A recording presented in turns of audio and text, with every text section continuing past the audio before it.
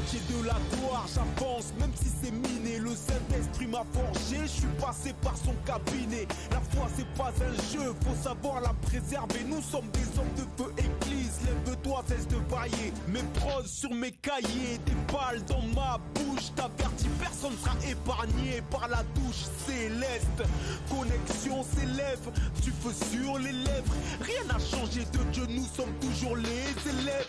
Besoin d'une prise de conscience. Église, comment ça se fait qu'on n'ait toujours pas conquéri la France? Il est temps que chacun prenne sa place dans le corps de Christ. Tant de personnes sont en otage car l'église est en crise. Comment peux-tu abreuver les gens du dehors quand t'es pas pris dedans? Comment manger de l'aventure si tu n'as pas dedans? Les sentiers de la gloire, c'est pour ceux qui veulent suivre Jésus. Il est temps de passer au niveau du dessus.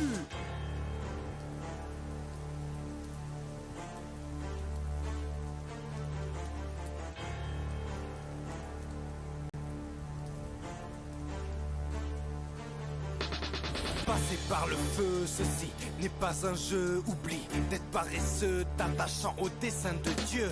Changé par le vent de l'esprit, lutter dans les songes les plus speed. Si un membre va mal, c'est tout le corps qui dépérit. De Marseille à Paris, j'invite les assemblées d'un même cœur, d'une même foi, cesser de trembler. Le vrai combat est rude, les forces de frappe, il faut les rassembler dans l'amour de Christ baigné avant d'aller sur le sentier. L'orage gronde, est-ce que vous le sentez? Les parages s'effondrent au monde Jésus, est-ce que vous le croyez? Il est temps de se laisser revêtir du manteau comme Élisée. Les attraits de la chair, ne plus y penser, car les chaînes sont la plupart spirituelles, du fait de nos préférences matérielles dans beaucoup de domaines. Mais la force de Dieu, c'est celle qui ne flanche pas. Sur les sentiers de la gloire, avançons et ne reculons pas.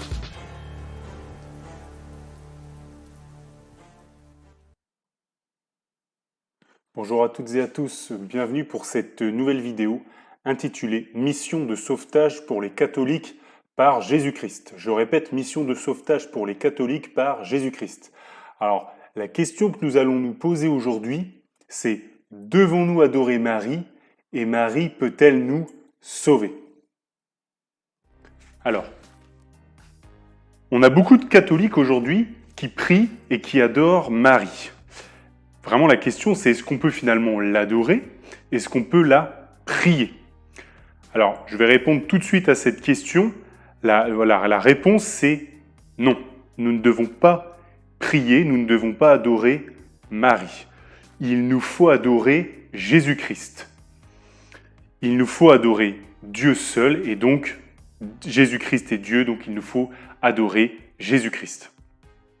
Je vais développer ici mon argumentaire et revenir finalement sur ce qu'est un chrétien. Et vous allez voir que ça va venir en opposition à la vision qu'on a aujourd'hui de catholique. Parce qu'aujourd'hui, on fait beaucoup l'amalgame, la confusion entre ce qu'est un chrétien et un catholique. Et on va voir ensemble que ce n'est pas la même chose. Et donc du coup, que les conclusions ne sont pas les mêmes.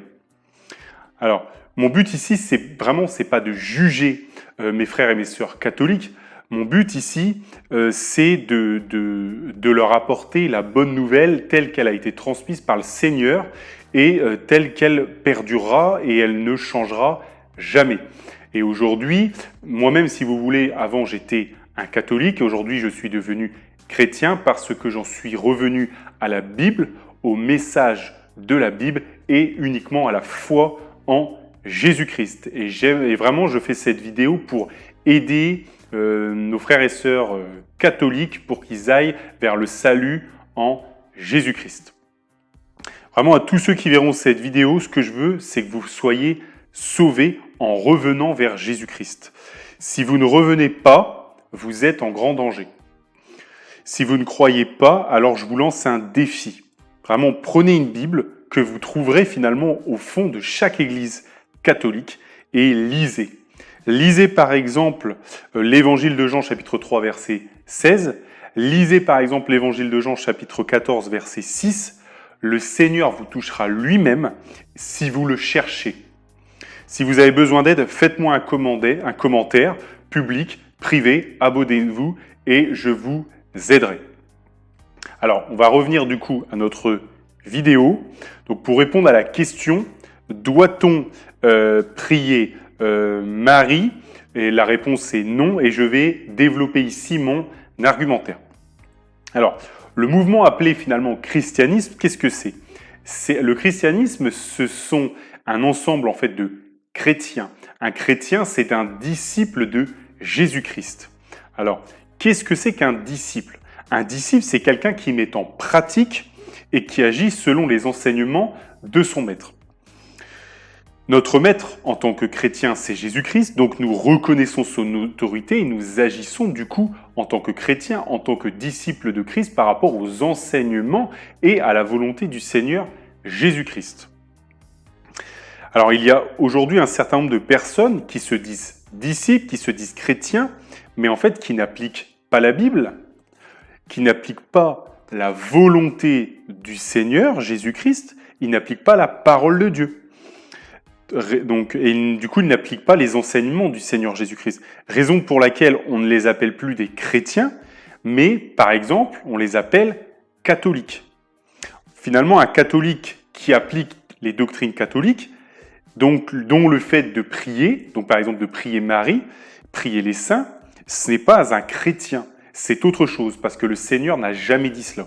Il n'a jamais dit de prier Marie, il a demandé de le prier lui seul, de prier le Seigneur Jésus-Christ. Donc un catholique ne se soumet pas finalement à la volonté de la Bible, de la volonté du Seigneur, donc du coup ça n'est pas un chrétien, c'est autre chose. Vous voyez, le Seigneur Jésus-Christ le dit, et cette réalité finalement entre le discours d'un catholique qui dit qu'il est chrétien et en fait un véritable chrétien, il y a toujours eu, si vous voulez, une différence entre un catholique et un chrétien, un véritable chrétien, et en fait cet écart a toujours existé. Et même à l'époque, si vous voulez, du Seigneur Jésus-Christ, lorsqu'il est venu, il a dit à des Juifs, on le voit dans l'évangile de Luc, chapitre 6, versets 46 à 49, « Pourquoi m'appelez-vous Seigneur, Seigneur, et ne faites-vous pas ce que je dis ?» Vous voyez, des gens disaient qu'ils servaient Dieu, mais le Seigneur leur disait « Non, vous ne servez pas Dieu. » Ils faisaient autre chose. Leurs actes contredisaient ce qu'ils faisaient.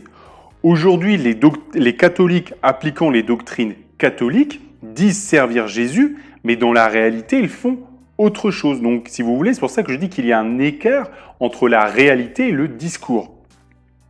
La frontière est parfois mince, mais la réalité est bien là. Ils font autre chose. Ce ne sont pas des disciples de Jésus-Christ, ce ne sont plus des chrétiens, pour certains d'entre eux. Si Jésus-Christ revenait demain, il pourrait dire à beaucoup de monde la phrase que je viens de vous lire, « Pourquoi m'appelez-vous Seigneur, Seigneur, et ne faites-vous pas ce que je dis ?» Ce qu'il a dit, bien sûr, est dans la parole de Dieu, dans la Bible. Depuis, finalement, le XVIe siècle après Jésus-Christ, est apparue en fait une mouvance, si on revient sur l'histoire.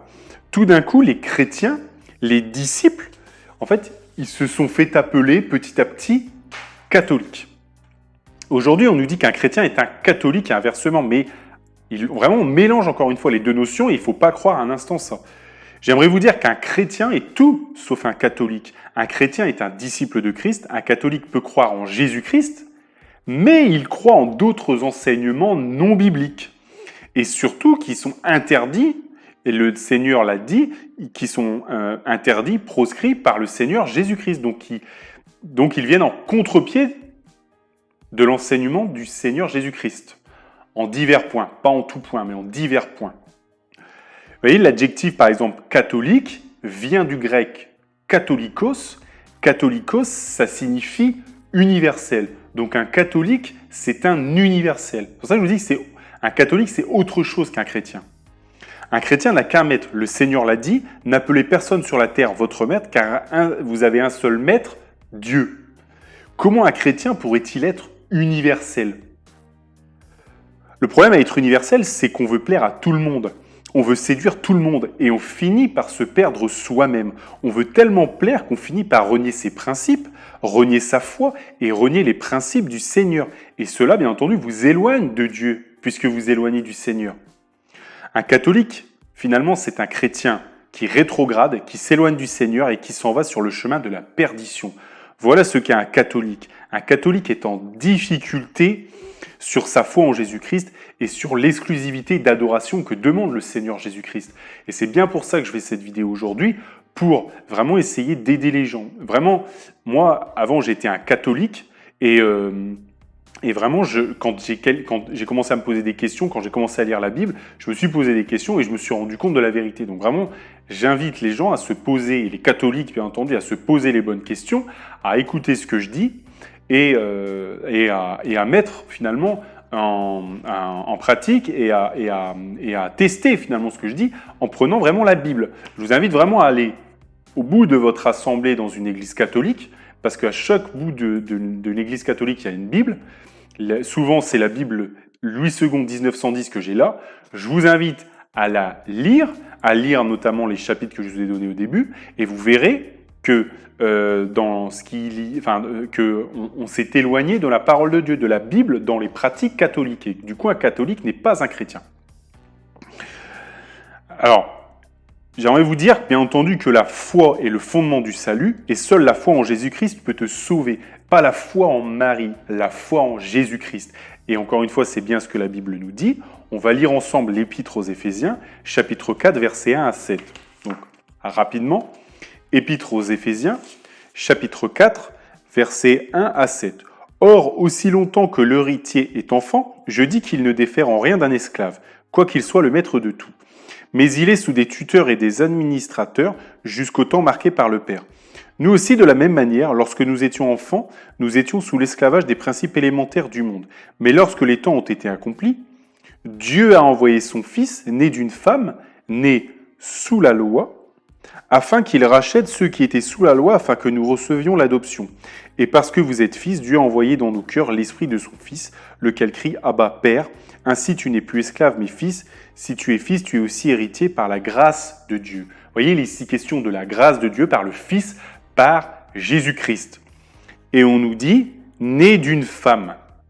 On ne nous dit pas qu'elle est la mère de Dieu, etc. On dit « né d'une femme ». C'est une femme, Marie.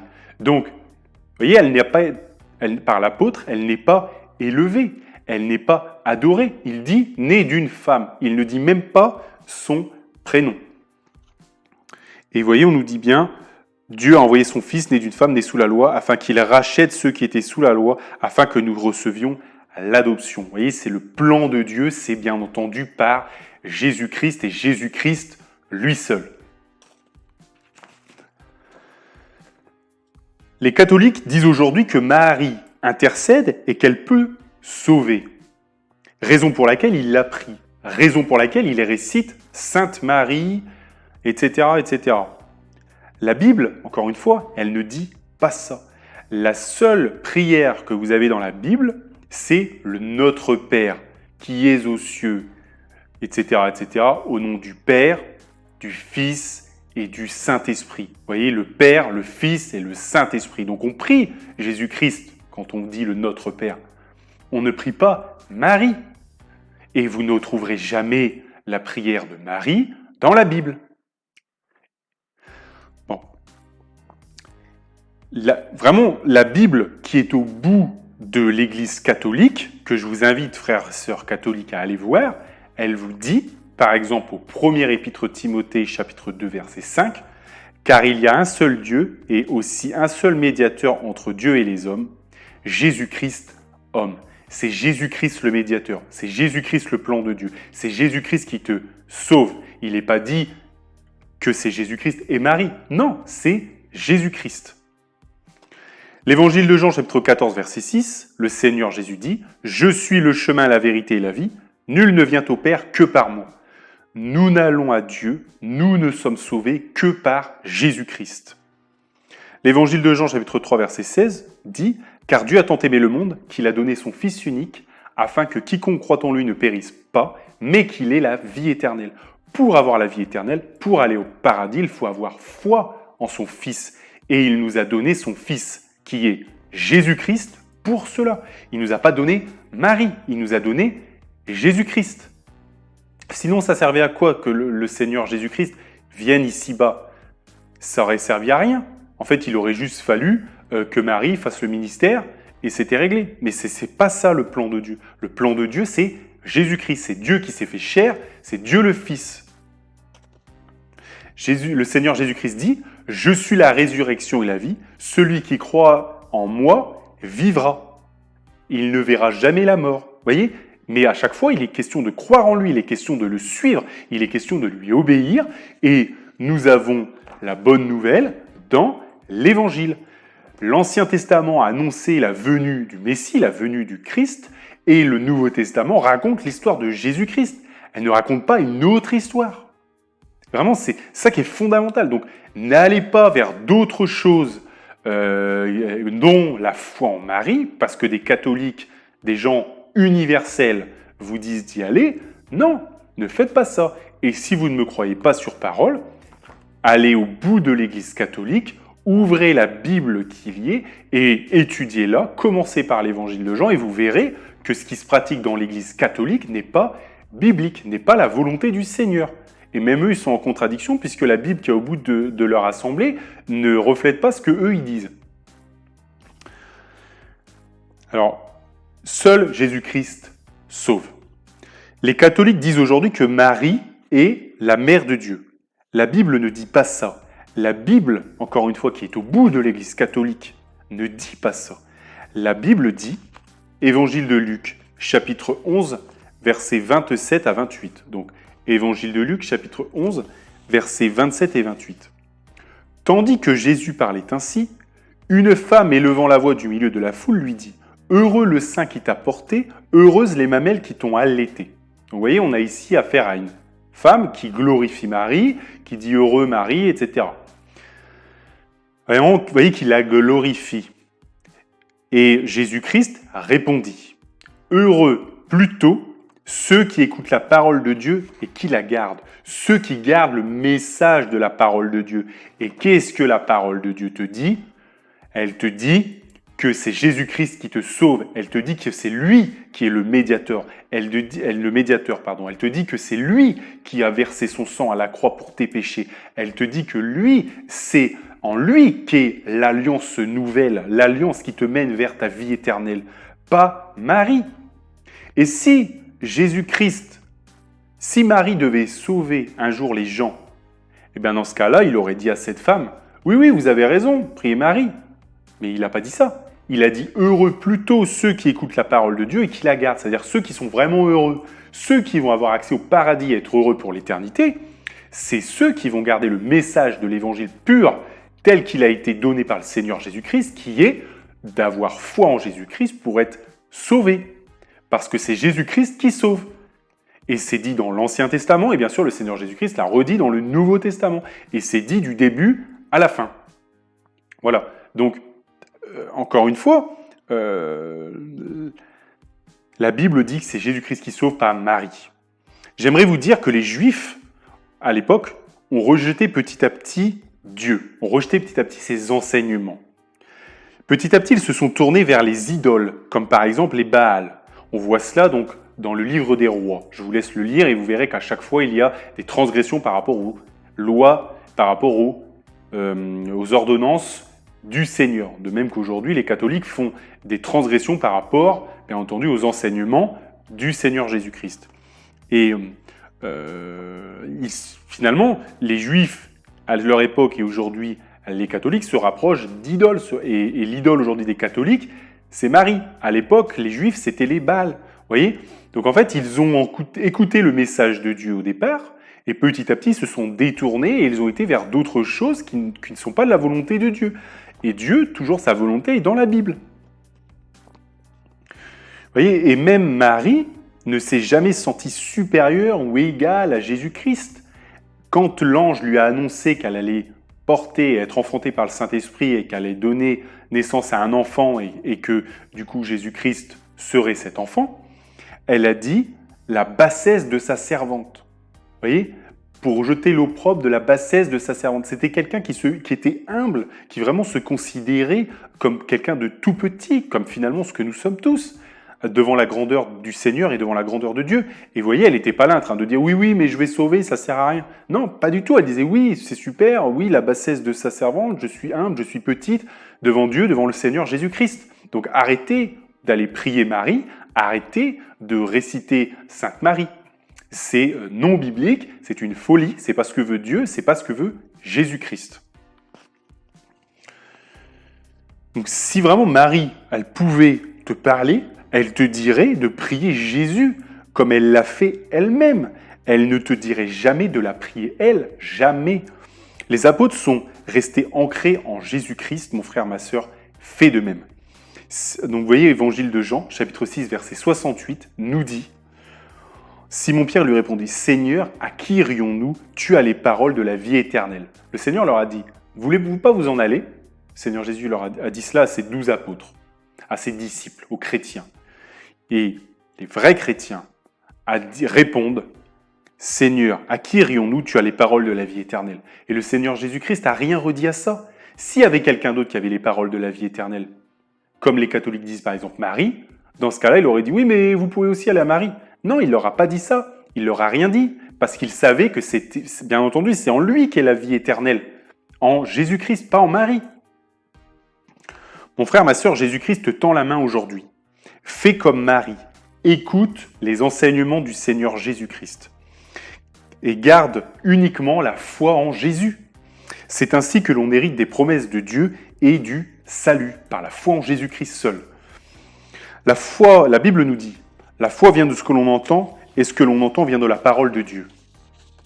Certains pourraient peut-être dire, oui, mais la Bible a changé, elle a évolué, vous savez, depuis 2000 ans, blablabli, et voilà. Si vous voulez, c'est un peu le discours qu'on entend régulièrement. Alors, vraiment, ne vous laissez pas berner. La Bible, c'est la volonté de Dieu qui est arrêtée une fois pour toutes. La Bible nous dit que le Seigneur est le même hier, aujourd'hui, demain. Il ne change pas. Donc sa volonté, son plan ne change pas. Il est en Jésus-Christ depuis le départ et ça ne changera pas. Et le livre de l'Apocalypse, le livre final, le dernier livre, le 66e livre de la Bible, nous dit dans son dernier chapitre et ses 3 derniers versets, on va le lire, donc livre de l'Apocalypse, chapitre 22, versets 18 à 21. Apocalypse 22, versets 18 à 21. Je le déclare à quiconque entend les paroles de la prophétie de ce livre, si quelqu'un y ajoute quelque chose, Dieu le frappera des fléaux décrits dans ce livre. Et si quelqu'un retranche quelque chose des paroles du livre de cette prophétie, Dieu retranchera sa part de l'arbre de la vie et de la ville sainte, décrit dans ce livre. Celui qui atteste ces choses dit « Oui, je viens bientôt. Amen. Viens, Seigneur Jésus. Que la grâce du Seigneur Jésus soit avec tous. » Donc la dernière phrase de la Bible est « Que la grâce du Seigneur Jésus-Christ soit avec tous. » Vous voyez, il est question de la grâce de Dieu par Jésus-Christ pour sauver les gens, pour sauver les pécheurs, pour nous sauver. Vous voyez, et dans les 3 derniers versets qu'on vient de lire, vous voyez, si quelqu'un y ajoute quelque chose, si quelqu'un y retranche, c'est-à-dire qu'on nous dit ici que la parole de Dieu, voilà, elle a été donnée, elle est arrêtée, la volonté de Dieu est arrêtée, le plan du salut est en Jésus-Christ, une fois pour toutes. Donc il ne faut pas chercher à ajouter des choses, comme prier Marie, comme adorer Marie. Non, c'est la Bible est terminée une fois pour toutes, et le livre de l'Apocalypse nous parle même de ce qui va arriver dans le futur. Donc, ne vous laissez pas berner, ne vous laissez pas ajouter des doctrines qui ne sont pas bibliques, puisque la Bible se termine. Et elle dit qu'on n'y ajoute pas quelque chose et qu'on ne retranche pas quelque chose, qu'on ne retire pas et qu'on n'y ajoute pas. C'est tout. Elle est comme ça, une fois pour toutes. Vous voyez, la Bible que j'ai moi, c'est une Bible seconde qui date de 1910. D'accord ? Donc c'est une Bible qui n'a pas bougé depuis 100 ans. Peut-être des modifications grammaticales, parce que vous savez, le langage change petit à petit. Mais ça n'a pas changé. Donc cette Bible n'a pas changé. La parole de Dieu, la volonté de Dieu n'a pas changé. Et dans 2000 ans, ça sera toujours la même volonté. Donc ne nous tournons pas vers des folies, ne nous tournons pas vers la foi en Marie. Vous voyez, avec tout ce que je viens de vous dire, ça n'existe pas, ce n'est pas la volonté de Dieu. J'aimerais vous dire que vraiment le seul à avoir jamais vaincu la mort, c'est Jésus-Christ. C'est donc lui qui peut te délivrer et te donner accès à la vie éternelle. C'est Jésus qui a porté tes péchés, mes péchés à la croix pour qu'il y ait réconciliation pas Marie. Marie, elle n'a pas fait ça. Marie, elle n'est pas ressuscitée. Marie, elle n'a pas été à la croix. C'est Jésus-Christ. Vraiment, n'oubliez pas cela. Et vraiment, vous comprendrez que seul Jésus peut vous sauver. Jésus est Dieu. Dieu se montrant dans le buisson à Moïse, dans le livre d'Exode, et dit, Moïse lui demande quel est son nom. L'Éternel, le Dieu Tout-Puissant, répond « Je suis ». Je suis, car il est celui qui est. Je suis. Bon, vous retirez le « i ». Je suis, ça fait Jésus.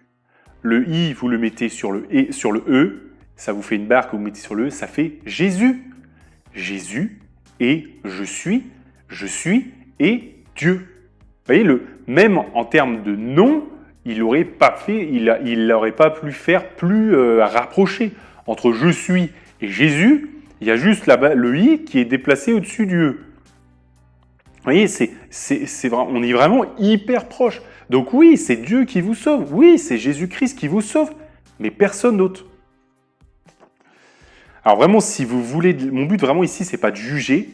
D'habitude, je fais plutôt des vidéos effectivement pour édifier, mais là, mon but, c'est vraiment pour aider mes frères et sœurs catholiques, vraiment qui se détournent de la foi en Marie, de le fait de prier Marie, parce que ça, c'est un péché. Imaginez, le Seigneur Jésus-Christ a été à la croix porter nos péchés. Il a souffert pour nous. Et on a des gens qui vont prier non pas le Seigneur Jésus-Christ, mais qui vont prier Marie. Vous imaginez ce que peut ressentir le Seigneur face à ça? Il a fait un acte d'amour en sacrifiant à la croix pour nos péchés, et des gens arrivent à côté et ne vont pas le voir lui, ils vont prier Marie. Comprenez pourquoi c'est dangereux? Parce que du coup, ça veut dire que ces gens, par ignorance souvent, ne louent et n'adorent pas le Seigneur, alors que c'est lui qui a été à la croix, qui a fait ce sacrifice et qui leur a tant donné. Voilà. Donc vraiment, si vous voulez de l'aide, vraiment, n'hésitez pas à faire un commentaire public ou un commentaire privé. Je sais pas trop, d'habitude je ne le dis pas non plus, mais si vous voulez mettre un pouce ou si vous voulez vous abonner à cette chaîne, n'hésitez pas. C'est vraiment pour sauver les frères et sœurs catholiques et leur donner, en tout cas pour ceux qui n'ont pas les bons réflexes, et arrêter d'adorer Marie. Voilà. Vraiment, pour ceux qui ne me prendront pas au mot, vraiment, prenez votre Bible, vraiment, lisez-la. Prenez la Bible qui est au bout de l'assemblée de l'Église catholique et vous comprendrez. Vraiment, commencez par l'évangile de Jean et une fois que vous l'aurez lu, le Seigneur vous éclairera et vous comprendrez que prier Marie, ce n'est pas bon, c'est une idolâtrie. Voilà. Que Dieu vous bénisse dans le nom de Jésus et que toute la gloire lui revienne.